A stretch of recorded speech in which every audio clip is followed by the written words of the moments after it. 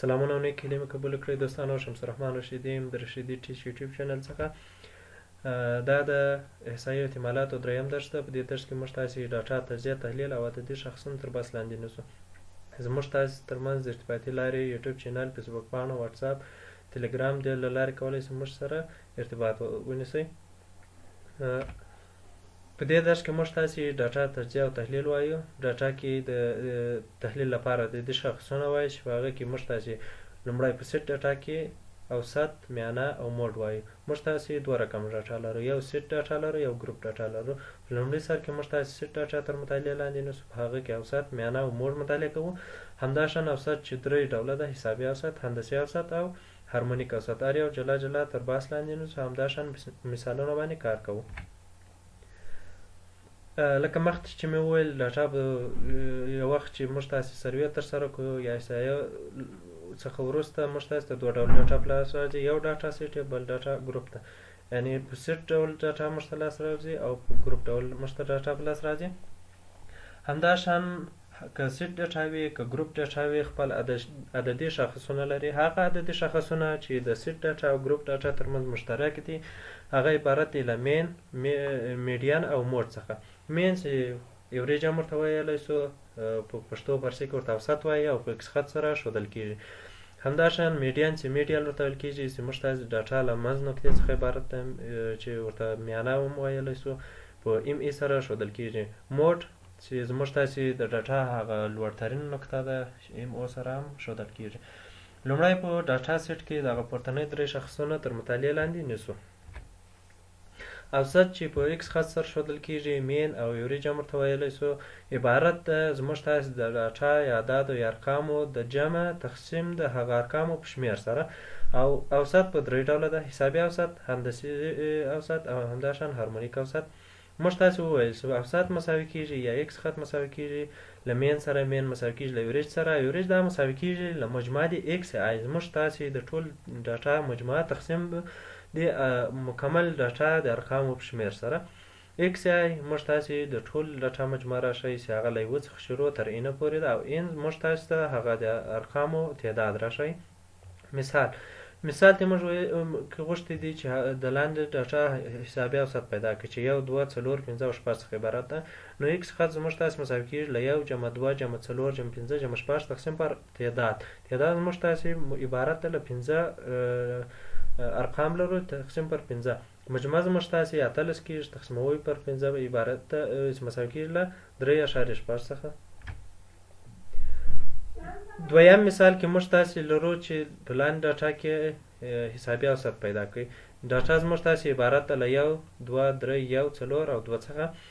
زموږ تاسې د تیر مثال په شان چې زموږ تاسې اوسط مساوي کېږي له ایکس خط سره. ایکس خط موږ تاسې مساوي ده ټول ډاټا مجموعه تقسیم پر تعداد د ارقامو سره. د دې لپاره چې د پورتنۍ ډاټا اوسط پیدا کړو، حسابي اوسط، د هغه لپاره لومړی ډاټا ترتیب کول له ټیټ څخه ولوړ ته، چې په دې رقم ترتیب سوله 1 2 2 2 او په دې رقم 3 4 ډاټا ترتیب سوه. اوس د دې مکمل مجموعه پیدا کوو، تقسیموي د دې د ارقامو په شمېر. ارقامو شمېر عبارت ده له 1 2 3 4 5 او 6 سره. مجموعه زموږ تاسې مساوي سوه له 14، تعداد مساوي له 6 سره، 14 په 6 مساوي کېږي له 2.1. نو موږ تاسې اوسط مساوي سوه له 2.1 سره. بل مثال لرو چې په دې مثال کې موږ تاسې اوسط باید پیدا کړو په داسې حال کې چې موږ تاسې ډاټا د یوې فریکونسي لرونکې وي. مثال په دې مثال کې موږ تاسې هغه ډاټا د یوې فریکونسي لرونکې ده. مثال داسې ده چې موږ تاسې مضامین لرو، نمرې لرو، د هغو کریډیټونه لرو چې څو کریډیټ دي. په ریاضي مضمون کې 15 نمرې وړې دي او دا مضمون 3 کریډیټه ده. فزیک کې 80 نمرې وړې دي، دا 4 کریډیټه ده. اسلامیاتو کې 80 نمرې وړې، 1 کریډیټه ده. تاریخ کې 55 نمرې وړې دي، دا هم 2 کریډیټه ده. زموږ تاسې مکمل د کریډیټو شمېر 10 کېږي. نو اول د دې لپاره موږ تاسې د فریکونسي محاسبه کوو. د فریکونسي اف ضرب د ایکس، زموږ تاسې مکمل ټول نمرې څو دي او زموږ تاسې ان مساوي ده له 10 سره، ځکه موږ تاسې د فریکونسي عمومي مجموعه مساوي کېږي له 10 سره او عمومي تعداد یې له دواړو ضرب څخه په لاس راوړی شو. یعنې 15 ضرب د 3 مساوي کېږي له 180، 80 ضرب د 4 280. همداشان ټولو مجموعه مجموعه کوو چې مساوي کېږي له 650. زموږ تاسې مجموعه د اف ایکس ضرب د اف آی ضرب د ایکس آی، یعنی لکه موږ تاسې په پورتني مثال کې وایو چې د موږ تاسې د ټول ډاټا مجموعه تقسیم پر ان تعداد سره. اوس چې دلته دا د فریکونسي لرونکې ده، نو زموږ تاسې ټوله مجموعه چې د ایکس ضرب د پلس راله عبارت ده له 650 سره، همداشان ټول تعداد چې موږ تاسې د فریکونسیانو تعداد ده مساوي ده له 10 سره. نو ایکس خط مساوي کېږي له 650 تقسیم پر 10 چې دا مساوي کېږي له 15. یعنی موږ تاسې دلته پیدا کړله چې د نوموړي شاګرد د نمرو اوسط عبارت ده له 15 سره.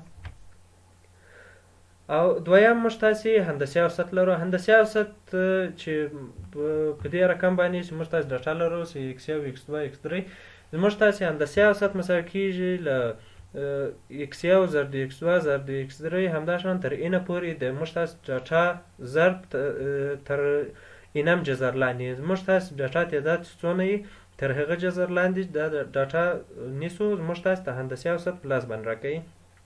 که چیرې لږ ساده کو x1 x2 x3 دا ټول په حالت کې ضرب تر اینم جذر لاندې، دا داسې لیکلی شو چې x1 ضرب د x2 ضرب د x3 تر ضرب د xn په توان د یوې بر n، دا مساوي ده له دې سره. اوس د دې لپاره چې دا نور هم ساده کوو، د دواړو طرفونو لوګاریتم نیسو، یعنی د مکمل دواړو طرفونو لوګاریتم نیسو. لوګاریتم چې د ټولو ونیوی، په لوګاریتم کې یوه قاعده ده چې د موږ توان ضریب ګرځي.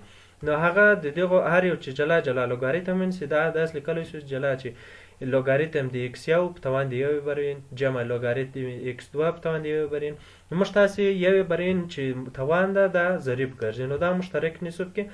نو زموږ تاسې که چیرې اوس بیرته انټي لوګاریتم ونیسو، زموږ تاسې هندسي اوسط مساوي کېږي له انټي لوګاریتم د یوې بر n، یعنی موږ تاسې مکمل تعداد چې څونه لرو ضرب د مجموعه د لوګاریتم د ایکس آی. زموږ تاسې مکمل د ډاټا مجموعه ضرب د تقسیم بر ان تعداد سره داسې وضع کېدای شي. مثال کې شرط شه کولی شو چې مثلا موږ تاسې ډاټا راکړې ده چې 8 24 40، دی راته ویل چې په دې ډاټا کې هندسي اوسط پیدا کړئ.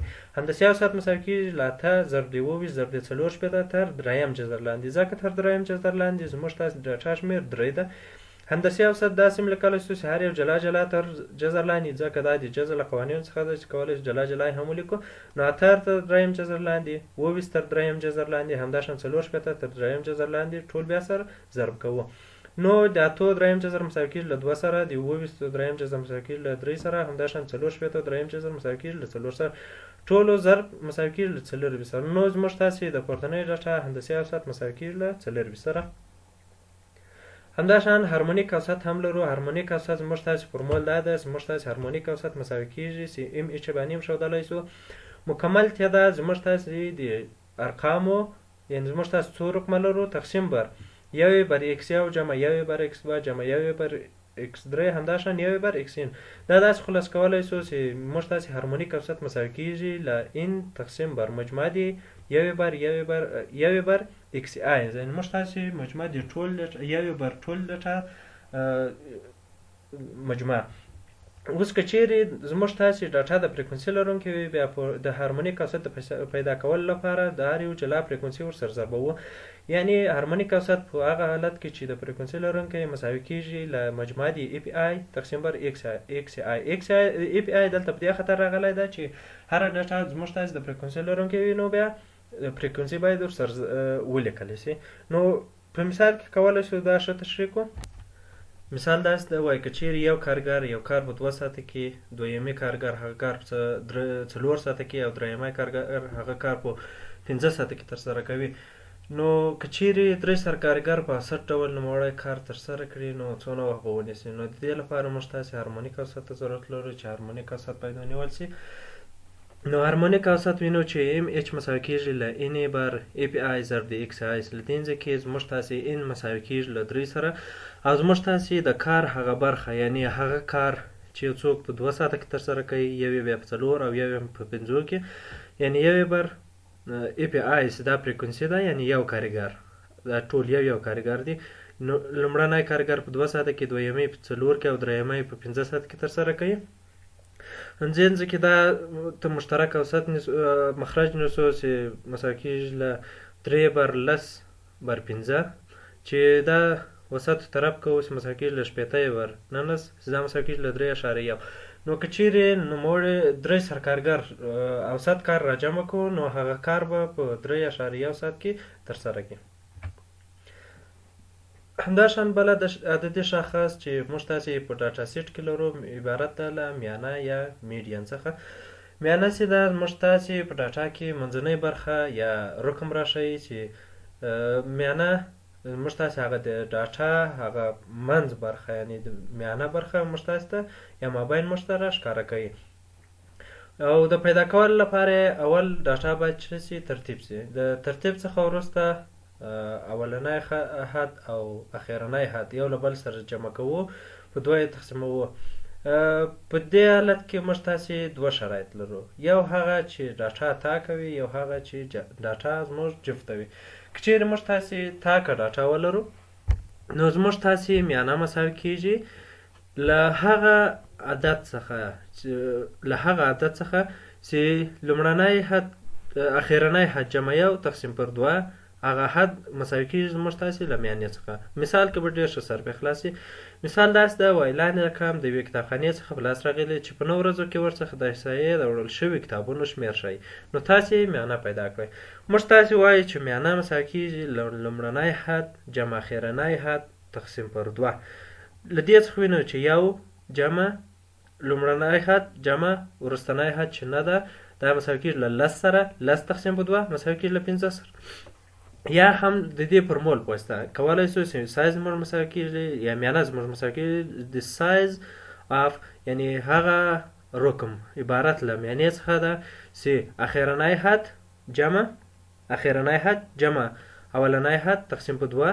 دا رقم چې کوم په لاس راځي یا دغه مربوطه ډاټا سره به په لاس راځي هغه زموږ تاسې میانه ده. نو زموږ تاسې نه جمع یو تقسیم په دوه مساوي کیږي له 15 سره، یعنې 15 حد زموږ تاسې د ډاټا هغه میانه ده. نو 1 2 3 4 او 15 اوس دغه ځای کې موږ تاسې وینو چې دغه زموږ تاسې د ډاټا میانه ده. همداشان که چیرې زموږ تاسې ډاټا جفته وي په دې حالت کې بیا بل فرمول لرو. هغه داسې ده چې موږ تاسې د ډاټا میانه مساوي کیږي له 1/2 سایز د n/2 دوم آیټم جمع سایز د n/2 جمع یو آیټم. مثال کې به هم ښه سر بخلاص کړي. خلاص لاندې ارقام بیا هم له یوې کتابخانې څخه په لاس راغلی دی چې په 12 ورځو کې ورڅخه د کالکولس د وړل شوي کتابونو شمېر ښایي. نو تاسې یې میانه پیدا کړئ. په دې حالت کې موږ تاسې وینو زموږ تاسې ډاټا جفته ده. تیر مثال کې موږ تاسې وینو چې زموږ تاسې ډاټا تاکه ده، یعنې له 1 څخه تر 9 نم عدد چې ده تاک ده. او په دې مثال کې موږ تاسې وینو چې زموږ ډاټا جفته ده. د جفت ډاټا لپاره موږ تاسې هغه د ورځو شمېر لرو او کتابونه لرو، یعنې لومړۍ ورځ باندې 15 کتابونه، دومه ورځ باندې 20 همداشان په 12مه ورځ باندې 20 کتابونه وړل شوي. موږ تاسې د میانې د پیدا کولو لپاره یعنې ام ډي مساوي کیږي 1/2 سایز د n/2 آیټم جمع سایز د n/2 جمع یو آیټم. نو موږ تاسې له دې څخه وایي 1/2 جمع زموږ تاسې n څو ده 12 ده، 12/2 جمع 12/2 جمع یو، یعنې زموږ تاسې 12/2 چې زموږ تاسې ټول ډاټا 12 ورځو څخه لاس راغلی 12/2 جمع 12/2 جمع یو. دا د جفت ډاټا د میانې د پیدا کولو لپاره فرمول ده. نو موږ تاسې لرو چې 1/2 جمع 12 تقسیم په 2 مساوي کیږي له 14 سره او 12 تقسیم په 2 جمع یو مساوي کیږي له 9 سره. نو 1/2 جمع 14 جمع 9 یعنې د شپږم حد جمع د اووم حد ډاټا سره جمع کوو په 2 تقسیموو دغه زموږ تاسې میانه په لاس راوړي. په جفت د ډاټا کې که موږ تاسې وینو که چیرې له دې خوا څخه هم 14 جلا کړو له دې څخه هم 14 جلا کړو نو موږ تاسې میانه په لاس نه راځي ډایرکټ. د دې لپاره موږ تاسې د دې دواړو اوسط باید پیدا کړو. هغه اوسط حد چې ده هغه زموږ تاسې میانه ده. له مثال فرمول څخه ډېر ښه واضح معلومیږي چې زموږ تاسې شپږم حد جمع زموږ تاسې اووم حد تقسیم په 2 زموږ تاسې له میانې څخه عبارت نه. موږ تاسې شپږم حد مساوي کیږي له 15 سره، اووم حد مساوي کیږي له 20 سره، 15 جمع 20 تقسیم په 2 15 جمع 20 مساوي کیږي له 40 تقسیم په 2 دا مساوي کیږي له 23.15. نو موږ تاسې وایو چې په دې مثال کې زموږ تاسې میانه عبارت ده له 23.15 سره. همداشان موډ وایي زموږ تاسې په راټوله شوې ډاټا کې هغه ډاټا چې موږ تاسې د سروې یا څېړنې په پایله کې لاسته راوړې ده هغه ډاټا چې د لوړې فریکونسي لرونکې وي عبارت ده د موډ څخه. یا هغه ډاټا چې ډېر لوړه وي یا زموږ تاسو ډاټا کې هغه اعظمي تکرار ولري، یعنې فریکونسي تکرار د هغه زیات وي، هغه عبارت ده له موډ څخه. موډ کولی شو زیات ځایونو کې کار کوو، مثلا رایې چونه کې، د مالونو په خرڅلاو کې، په زیات نور ځایونو کولی شو له موډ څخه کار واخلو. کېدای شي یوه ډاټا د یو څخه زیات موډونه ولري، یا هم کېدای شي یوه ډاټا هیڅ موډ هم ونه لري.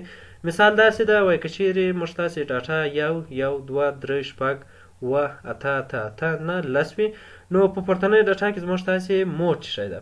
موږ تاسې وایو چې موډ هغه د ډاټا هغه برخه ده یا چې د لوړې فریکونسي لرونکې. په دې مثال کې موږ تاسې وینو چې 8 تر ټولو د لوړې فریکونسي لرونکې ده، یعنې 3 ور تکرار شوی ده، نو د دې ډاټا موډ عبارت ده له 8 څخه. یو بل مثال ده چې په 1 2 3 3 3 4 شپږ شپږ شپږ اووه 9. په دې مثال کې زموږ تاسې ډاټا عبارت ده له چیش څخه. په دې مثال کې موږ تاسې وینو چې زموږ تاسې 3 او همداشان شپږ دواړه د لوړې فریکونسي، یعنې 3 وارې تکرار شوي دي، یعنې 3 وارې دواړه تکرار شوي. نو موږ تاسې وایو چې زموږ تاسې د پورتنۍ ډاټا موډ عبارت ده له 3 او شپږ څخه. په لاندني مثال کې دوی غوښتي دي چې زموږ لپاره اوسط، میانه او موډ ټول پیدا کړئ. زموږ تاسې ډاټا ده چې 4 اووه 9 5 همداشان دا زموږ تاسې ډاټا ده. له هر څه لومړی موږ تاسې باید ډاټا ترتیب کړو، ځکه د موډ د پیدا کولو لپاره، د میانې د پیدا کولو لپاره ډاټا ترتیب اړین ده. ډاټا زموږ تاسې ترتیب سوه چې 3 وارې 4 5 شپږ اووه اته او 9. لومړی ایکس خط یا اوسط پیدا کوو. ایکس خط زموږ تاسې مساوي کېږي د ټول ډاټا مجموعه تقسیم په تعداد د ارقامو. تعداد د ارقامو 1 2 3 4 5 شپږ اووه اته 9 10. زموږ تاسې مجموعه راخلو چې 50 کېږي تقسیموي په 10، عبارت چې دا مساوي کېږي له 15.7 سره، یعنې زموږ تاسې اوسط یا ایکس خط مساوي سو له 15.7 سره. همداشان د موډ د پیدا کولو لپاره موږ تاسې دلته ولیدو چې موږ تاسې ډاټا جفت ده، نو د جفت ډاټا د میانې د پیدا کولو له فرمول څخه کار اخلو، چې هغه عبارت ده له 1/2 سایز دی انم حد ان بر دوم حد جمع 1/2 سایز دی، البته سایز دی ان پر 2 جمع یوم حد، چې دغه دواړو هغه کوم مربوطه ډاټا چې ده هغه جمع کوو په 2 تقسیموه، هغه عبارت ده زموږ تاسې له موډ څخه، البته له میانې څخه. په دې ځای کې وایي چې 1/2 زموږ تاسې مکمل تعداد ان مساوي کېږي له 10 سره 10/2 جمع 10/2 جمع 1، ځکه د فرمول څخه کار اخلو چې دا جفت ډاټا ده، نو 1/2 جمع 5 حد جمع 6 حد. البته دلته تاسې وینئ چې دا 10/2 چې ایچ مشترکه، یعنې دغه حد باید راواخیستل شي، نه خپله 10/2 چې 5 کېږي هغه باید راوانخیستل شي، د هغه مربوطه حد. نو موږ تاسې لیکو چې 1/2 هغه 5 حد جمع 6 حد، چې دا مثلا کې 1/2 5 حد زموږ تاسې وینو چې 1 2 3 4 5 5 حد زموږ تاسې 15 ده جمع 6 حد، زموږ تاسې 6 حد هم شپږ ده. دا دواړه جمع کوو په 2 تقسیموو، عبارت ده زموږ تاسې له میانې څخه. همداشان زموږ تاسې موډ موږ تاسې وویل چې له هغه ډاټا څخه عبارت دی چې د لوړې فریکونسي لرونکې. پورتني مثال کې 4 هغه ډاټا ده چې د لوړې فریکونسي لرونکې ده، 3 ور تکرار شوې ده. نو زموږ تاسې په پورتني مثال کې موډ عبارت ده له 4 سره. ستاسو د توجه څخه یوه نړۍ مننه چې تر دې دمه راسره وئ. کوم چیرې زموږ چینل نوی سبسکرایب کړی، چینل سبسکرایب کړئ، له ملګرو سره شیر کړئ. خوشحال کېږم چې خپل نظریات او پوښتنې په کمنټونو کې راسره پرېږدئ. نور هم په الله سپارم.